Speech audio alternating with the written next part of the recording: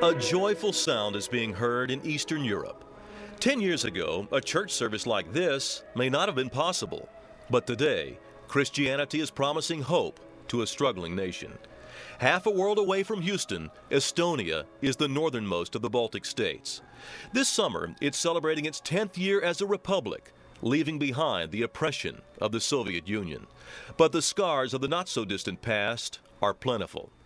Imet Pirsalu knows. She's been operating the Christian Care Center even before the Cold War ended. While some Estonians are enjoying the benefits of the new economy, there are those who are not. Often people struggle with their pride as they come to the mission door, but pride takes a back seat when you're hungry. Today's menu is hot watered-down soup and mashed potatoes. It will be the same tomorrow, but there is bread, even if it is days past its prime. Still, no one is complaining. This warm meal may be the only food some will eat all day. Loaves of bread and vegetables like these withering beets can be found on the way out the door. This food to go will provide a happy meal for an Estonian family on this night. Besides the food, there are clothes. With no prior warning, a van driver pulls up to the center with sacks of second-hand clothing from a local Baptist church. There are 50 organizations in and around Northern Europe helping the center on a regular basis. On this week, volunteers from Houston are pitching in, sorting clothes, painting walls, and helping other workers whose pay is food and a place to sleep. Reconstruction from behind the open Iron Curtain is taking a lot more than 10 years, but there are opportunities. Last summer, these two men were homeless. Now, with Imez's encouragement, they have a stone-making business. Business isn't booming just yet, however, it is a start. The Children's Hospital in the eastern Estonian town of Jorgvi is an excellent example where the government is working with faith-based organizations, including the Methodist Church, to help provide care, something which would never have happened under the Soviet domination. Olav Pernamets knows he's now preaching at what is his lifelong dream, the Baltic Methodist Mission Center. It is a modern building, opening a few years ago, but still not finished. On the one hand, a visitor can see the ductwork in an open, unpainted ceiling, while the sanctuary is delicately trimmed with the distinctive baptismal font. The choir sings beautifully, but a cherished organ is still just a pipe dream.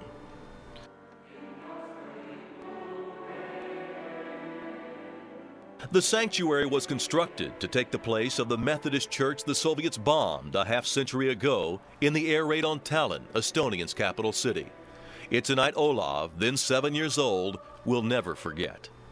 He talks reverently about Alexander Kum, who stood up to the Soviets only to endure 5 years in a concentration camp in Siberia. Kum was ultimately released, leading the church through much of the dark years. Thank you. This vacation Bible school can be freely held today. On this Saturday morning, the children are being taught the story of young David and Goliath, fitting for a tiny nation situated next to a giant like Russia. Face painting with a biblical theme is shared by all, but not so long ago that wasn't the case. Olav and his wife Hervé were once arrested and fined for holding Sunday school classes for children, something which was strictly forbidden by Soviet law. Instead of weekly biblical lessons at church, Hervé would hold birthday parties in believers' homes, all with Christian messages. Today, families worship together, but Olav remembers the time when children were spotted singing Christmas carols with their parents. The next day, he was interrogated by the KGB, blacklisted, and punished again. Deep wounds are hard to forget, but Olav says there cannot be any bitterness. Hans and Sirli Lahi are constructing a church home in the small town of Vitna. It's about an hour's drive east of Tallinn, serving a farming community. Chapelwood is a connecting church, providing funds and a work team to help build a parsonage on the second floor, while the ground floor is used as a meeting place. The needs may be simple, like an electric stove to replace the old wood burner that's now used as a heater. Money for this lawnmower was donated by the Pathfinders Sunday School class. Happiness can be seen on a country pastor's face, cutting the long grass. Another project is Camp Gideon, a Christian summer camp for children. Talk about a reversal. The workers here are preparing for a couple of hundred youngsters this summer on a site once used as a communist youth camp.